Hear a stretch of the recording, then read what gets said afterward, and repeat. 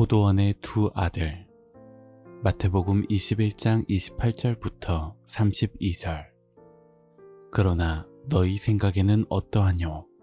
한 사람이 두 아들이 있는데 맏아들에게 가서 이르되 예 오늘 포도원에 가서 일하라 하니 대답하여 가로되 아버지여 가겠소이다 하더니 가지 아니하고 둘째 아들에게 가서 또 이같이 말하니 대답하여 가로되 실소이다 하더니 그 후에 뉘우치고 갔으니 그 둘 중에 누가 아비의 뜻대로 하였느뇨? 가로되 둘째 아들이니이다.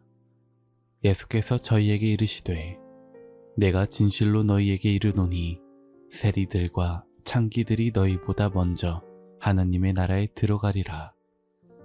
요한이 의의 도로 너희에게 왔거늘 너희는 저를 믿지 아니하였으되 세리와 창기는 믿었으며 너희는 이것을 보고도 종시 뉘우쳐 믿지 아니하였도다. 이 말씀이 우리에게 무엇을 가르치고 있는가 알아야겠습니다. 이 말씀은 분명히 천국에 들어갈 수 있는 자와 들어갈 수 없는 자에 관해서 잘 설명해 놓은 말씀입니다. 이 말씀은 말에 대한 불순종과 행위에 대한 불순종에 관한 말씀인 것입니다. 큰아들은 말에 대한 순종은 했지만 행위에 대해 불순종을 했고 작은아들은 말에 대해 불순종했지만 행위에 대하여 순종을 했습니다. 아버지가 포도원에 들어가서 일하라고 한 이 말의 참뜻이 무엇인가를 우리는 깨우침을 받아야 합니다.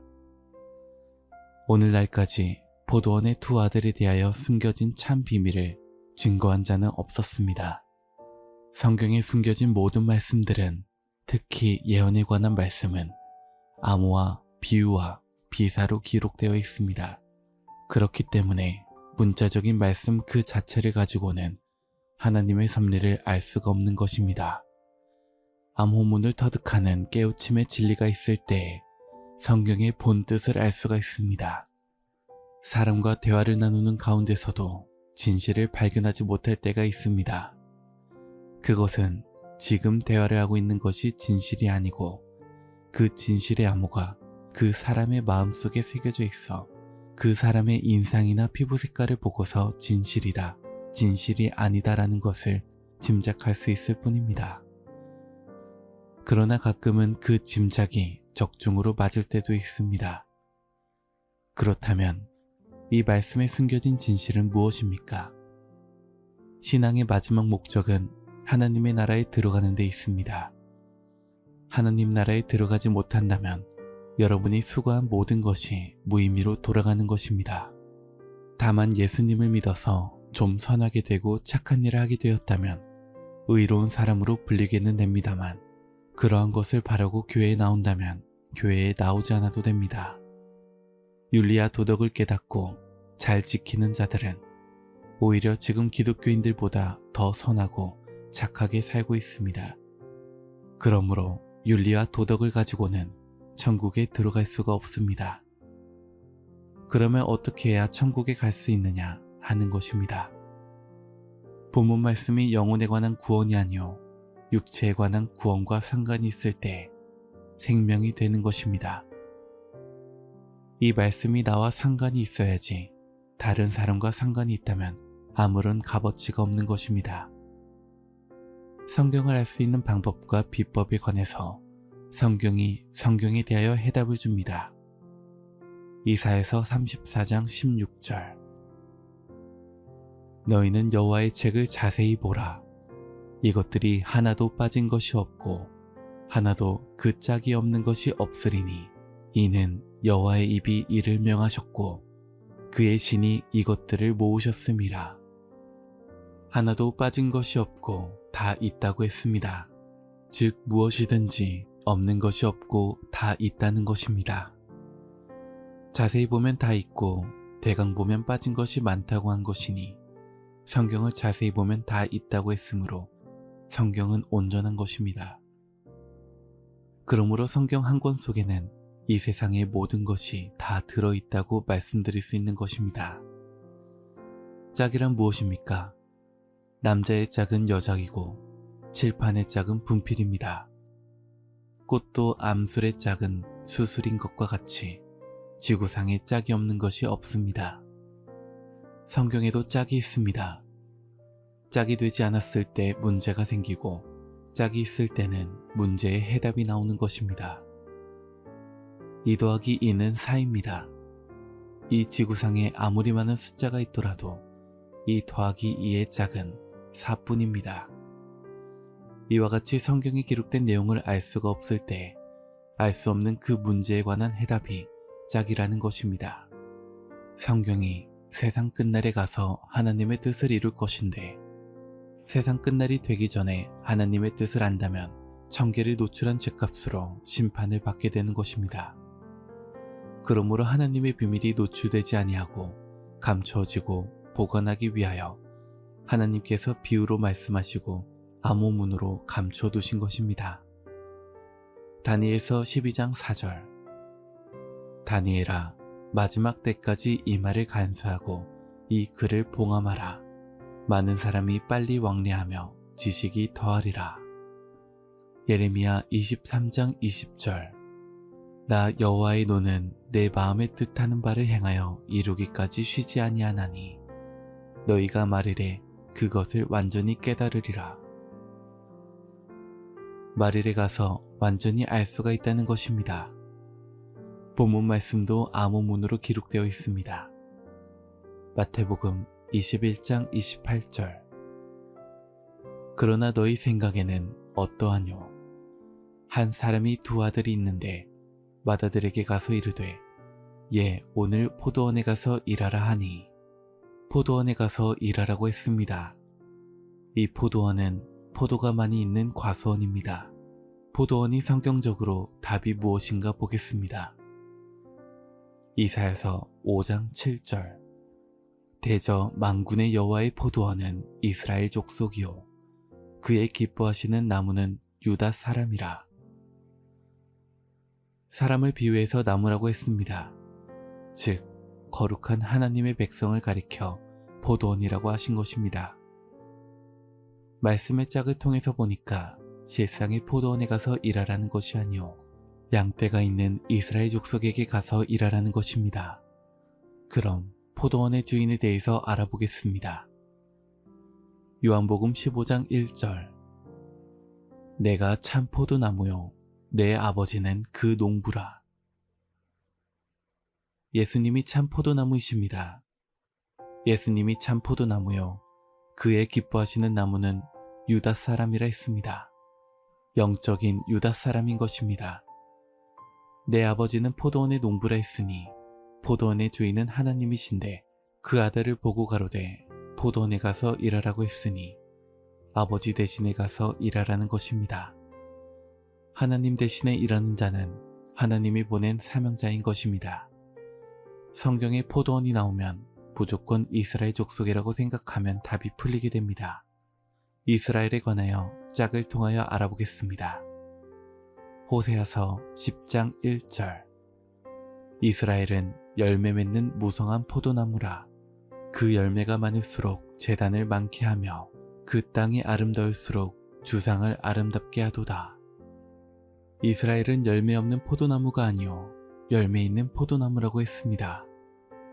이스라엘은 열매 맺는 포도나무라고 했으며 예수님도 포도나무라고 했으니 우리가 예수와 같은 자가 되고 예수님의 가지가 되자면 무슨 나무가 되어야 합니까?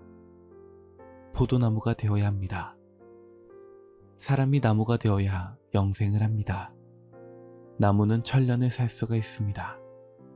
또한 나무는 결코 자리를 옮기지 않습니다. 힘이 들고 바람이 불고 눈보라가 쳐도 움직이지 않습니다. 자리를 지킬 줄 아는 사람, 자기 사명을 할 줄 아는 사람이 하나님의 참다운 사명자입니다. 나무의 피는 동물의 피보다 굉장히 맑습니다. 피가 맑기 때문에 나무는 오래 삽니다. 곧 사람을 나무로 비유한 것입니다. 마태복음 21장 33절 다시 한 비유를 들으라. 한 집 주인이 포도원을 만들고 산울로 두르고 거기 집자는 구유를 파고 망대를 짓고 농부들에게 새로 주고 타국에 갔더니 곧 포도원은 영적 이스라엘 족속입니다. 아가 2장 15절 우리를 위하여 여우 곧 포도원을 허는 작은 여우를 잡으라. 우리의 포도원에 꽃이 피었음이니라. 포도원에 꽃이 피었는데 작은 여우가 막 돌아다니면서 포도원의 꽃을 다 떨어뜨리고 있으니 작은 여우를 잡으라고 했습니다. 이는 실상의 짐승 여우가 아닙니다. 포도원은 이스라엘 족속이라고 했으니 여우도 실상의 여우가 아닌 비유인 것입니다. 그럼 여우의 짝을 찾아보시겠습니다. 에스겔 13장 3절부터 4절 주 여호와의 말씀에 본 것이 없이 자기 심령을 따라 예언하는 우매한 선지자에게 화가 있을진저 이스라엘아 너희 선지자들은 황무지에 있는 여우 같으니라. 여우는 이스라엘의 선지자 곧 거짓 선지자입니다. 여우를 잡으라고 한 것은 포도원을 해치고 신앙의 꽃을 떨어뜨리는 거짓 선지자를 잡으라고 한 것입니다. 그러므로 성경에는 짝이 없는 것이 없이 다 있습니다. 본문 말씀에 보시면 큰 아들에게 가서 말하기를 너는 포도원에 가서 일하라고 했더니 예 하고 가지 않았습니다. 또 작은 아들에게 가서 말하기를 포도원에 가서 일하라고 했더니 저는 못 가겠습니다 라고 해놓고 가만히 생각해 보니까 내가 부모의 말을 거역하면 안 되지 하고 나중에 깨달아서 포도원에 가서 일했습니다. 그리고 나서 누가 아버지의 뜻을 행하는 자냐 라고 물었습니다. 아버지의 짝을 찾아야 됩니다. 이것은 실상의 포도원을 가지고 있는 어떤 아버지가 작은 아들 보고 너는 포도원에 가서 일하라고 해서 그대로 했기 때문에 그래서 하나님의 뜻대로 했다 라는 뜻이 아닙니다. 마태복음 7장 21절 나더러 주여 주여 하는 자마다 천국에 다 들어갈 것이 아니요 다만 하늘에 계신 내 아버지의 뜻대로 행하는 자라야 들어가리라. 이것은 주여 주여 하는 무리가 아무리 많아도 다 소용이 없고 다만 아버지 뜻대로 행하는 자라야 들어가리라고 한 말씀입니다. 그럼 아버지의 뜻은 무엇입니까? 포도원에 가서 내 대신 일하라고 말했을 때 하나님 대신 일할 수 있는 일꾼은 얼마나 멋진 일꾼입니까? 이 자가 바로 순종하는 아들인 것을 깨달아야 합니다. 곧 순종하는 자입니다. 여기서 아버지의 뜻을 진실로 알아보겠습니다. 오늘날 기독교인들은 뜻대로 살아야 된다, 뜻대로 살아야 된다고 말들을 합니다. 그러나 뜻이 무엇이냐고 물어보면 새벽기도 잘 나가고 11조 잘하고 헌금 잘하고 목사님 잘 받들고 하는 것이 하나님의 뜻이라고 생각합니다. 그러나 사람의 생각과 하나님의 생각은 전혀 다릅니다. 하나님께서 내 뜻이다 라고 써놓은 것이 바로 하나님의 참 뜻이 되는 것입니다. 에베소서 5장 15절 그런즉 너희가 어떻게 행할 것을 자세히 주의하여 지혜 없는 자같이 말고 오직 지혜 있는 자같이 하여 먼저 하나님의 뜻이 무엇인지 알고 이해를 하여야 뜻대로 행할 수 있습니다.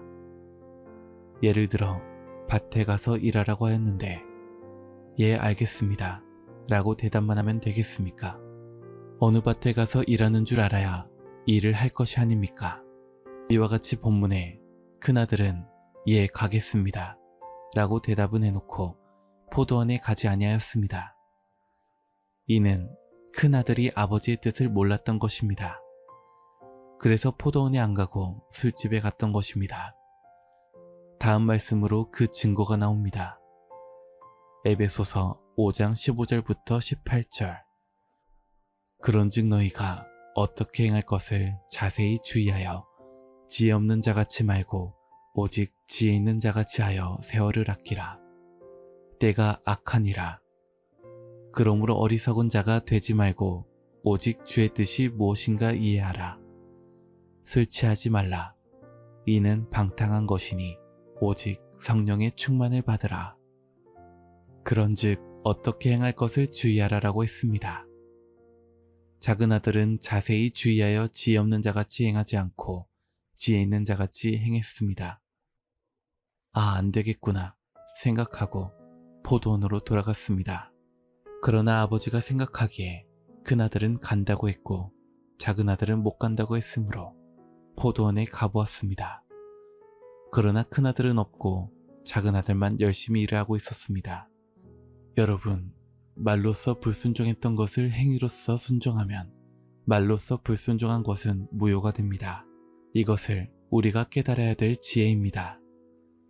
그러나 말로써 순종하고 행위로써 불순종하면 말로써 순종한 것도 불순종한 것으로 바뀐다는 것을 깨닫기 바랍니다.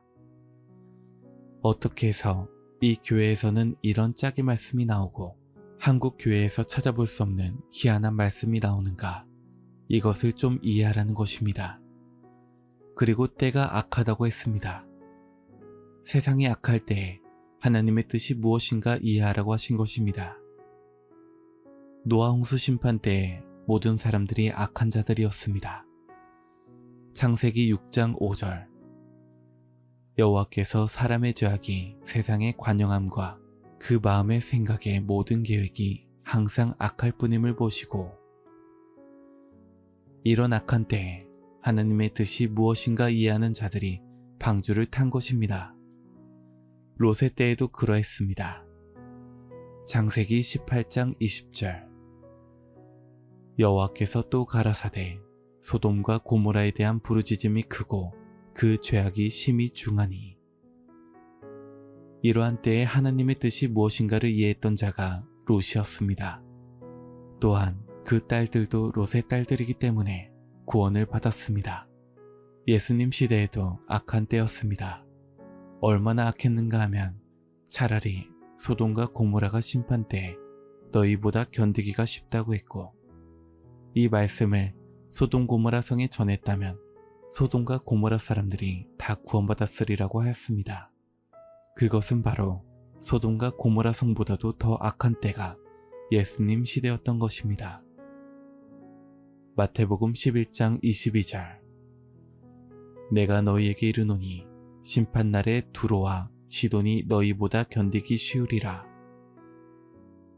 그러므로 저 지명적인 이스라엘은 저주받은 땅이라는 것을 깨닫기를 원합니다. 이 악한 세대에 하느님의 뜻이 무엇인지 이해하고 분별하는 자 되시기를 원합니다. 그렇다면 이 악한 세대에 하나님의 뜻이 무엇인가 이해하고 분별하는 자들이 어떤 자들인가 보시겠습니다. 그래야 여러분이 작은 아들이 될 것입니다. 본문 말씀에 작은 아들이 되어야만이 구원받을 수가 있는 것입니다. 그래도 난 작은 아들이 싫고 큰 아들이 되겠다고 하는 사람은 구제받을 길이 없습니다. 작은 아들이 의를 행한 자요 하나님 나라에 들어갈 자입니다. 우리들이 하나님의 뜻을 행하자면 어떤 행실을 해야 하는가 알아보시겠습니다. 로마서 12장 1절부터 2절 그러므로 형제들아 내가 하나님의 모든 자비하심으로 너희를 권하노니 너희 몸을 하나님이 기뻐하시는 거룩한 산 제사로 드리라. 이는 너희의 드릴 영적 예배니라. 너희는 이 세대를 본받지 말고 오직 마음을 새롭게 함으로 변화를 받아 하나님의 선하시고 기뻐하시고 온전하신 뜻이 무엇인지 분별하도록 하라. 마지막 악한 세대는 소돔과 고모라의 시대입니다. 노아의 때에도 그 시대를 본받지 아니하였던 사람만 구원받았습니다. 롯의 때에도 그 시대를 본받지 아니한 자들만이 구원받았습니다. 마찬가지입니다. 너희는 이 세대를 본받지 말라고 했습니다. 그러므로 이렇게 악한 세대를 본받지 말고 하나님의 뜻을 본받아야 됩니다. 여러분들은 이 악한 세대를 본받지 아니하고 하나님의 뜻대로 살려고 하나님 성전에 오셨기 때문에 하나님께서 이 새 말씀을 주시는 것입니다. 오염된 생각으로부터 새롭게 변하지 않는 자는 구제받을 길이 없습니다. 마태복음 21장 31절 그 둘 중에 누가 아비의 뜻대로 하였느뇨? 가로되 둘째 아들이니이다. 예수께서 저희에게 이르시되 내가 진실로 너희에게 이르노니 세리들과 창기들이 먼저 하나님의 나라에 들어가리라. 작은 아들이 하나님의 뜻대로 했으므로 천국에 들어갈 수 있는 자입니다. 차라리 세리와 창기가 너희보다 먼저 하나님 나라에 들어간다고 하였습니다. 여기에서 하나님의 나라에 들어가는 자는 세리와 창기가 되었던 동생입니다. 그러나 이 세대를 본받고 돌아오지 아니하였던 큰아들은 율법사와 바리새인들입니다. 예수님은 율법사와 바리새인들을 보고 차라리 너희보다 세리와 창기들이 하나님 나라에 들어간다고 했습니다. 예수님이 복음으로 전하려고 세리 집에 들어갔습니다. 세리는 남은 돈을 거둬들이는 세금장입니다. 세리인 삭개오는 많은 재물을 모아 많은 사람들에게 비웃음거리가 되었던 자인데 예수님의 복음의 소리를 듣고 예수님을 만나기를 원했습니다. 그런데 수많은 사람들이 예수님 곁에 있으니까 가까이 갈 수가 없었습니다. 그래서 창피를 무릅쓰고 뽕나무에 올라갔습니다. 지금으로 말하면 세무서장에 해당하는 세리장 삭개오가 뽕나무에 올라가서 주여 하고 부르짖는 것입니다. 예수님이 그 뽕나무에 올라갔던 삭개오를 보고 삭개오야 이리 내려오라 내가 너희 집에 거하리라 했습니다. 예수님의 소리를 들은 세리 삭개오는 주님의 말씀을 듣고 돌같이 굳어있던 그 마음이 눈 녹듯이 녹아 자기 재산을 가난한 자에게 나눠준다고 했습니다. 그리고 예수님께서 세리 삭개오의 집에 들어가시자 많은 사람들이 비웃었습니다. 하나님의 아들이라고 온 자가 세리와 창기의 집에 들어갔다고 비웃었습니다. 예수님께서 말씀하시길 환자가 없으면 의사가 왜 필요하겠느냐 라고 하셨습니다. 나는 의인을 구하러 온 것이 아니오 죄인을 구하러 왔다고 했습니다. 창기와 세리는 믿었습니다. 그러나 바리새인 율법사들은 믿지 아니하였던 것입니다. 여기에 나오는 창기는 무엇입니까? 창기는 많은 남자를 통해서 돈을 버는 여자입니다. 성경에서 말하는 창기는 그 창기가 아닙니다. 이것은 하나님의 비유적인 말씀, 암호적인 말씀입니다.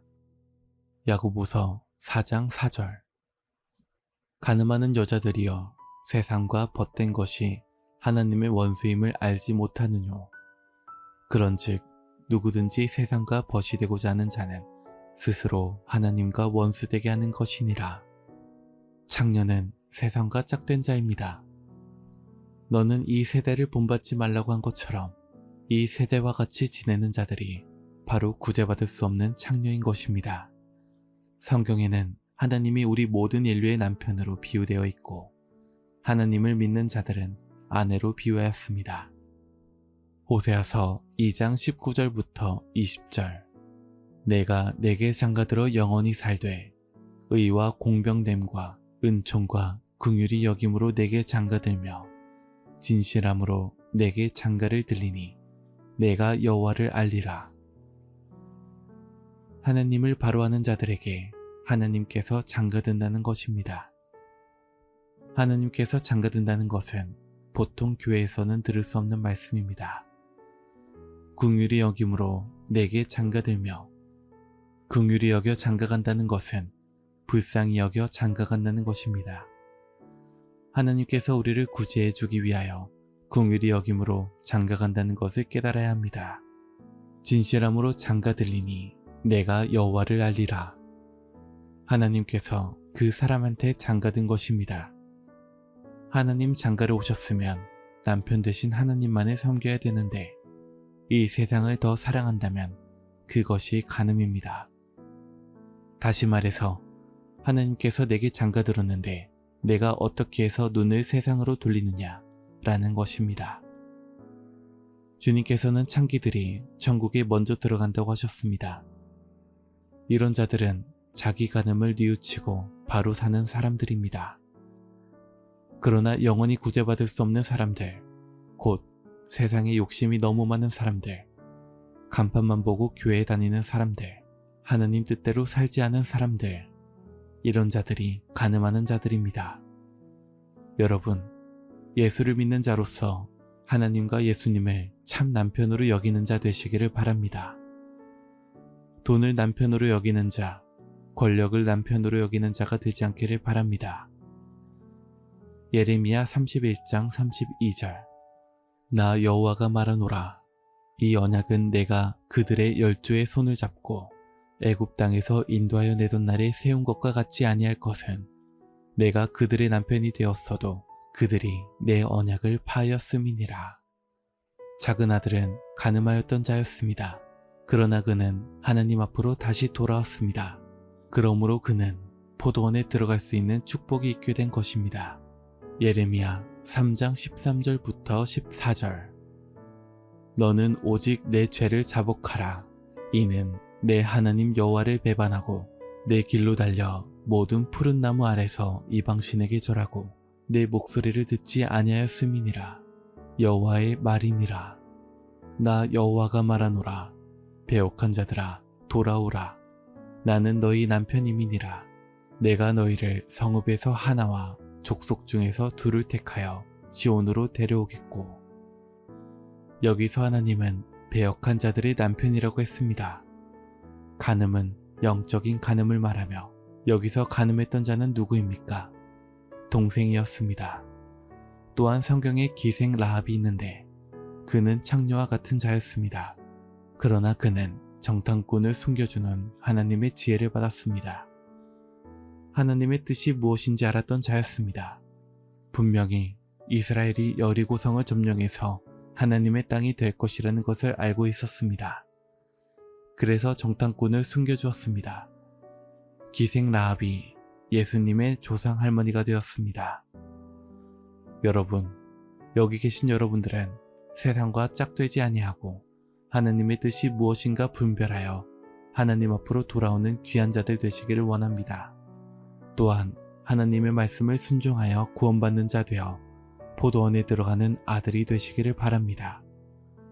포도원에 들어가는 아들은 하나님 대신 일하는 일꾼이요 사명자입니다. 바로 그 일꾼 사명자가 여러분이 되시기를 바랍니다. 여기 계신 여러분들이 포도원의 작은 아들이 되었다면 얼마나 많은 교회가 하나님 앞으로 돌아오겠습니까?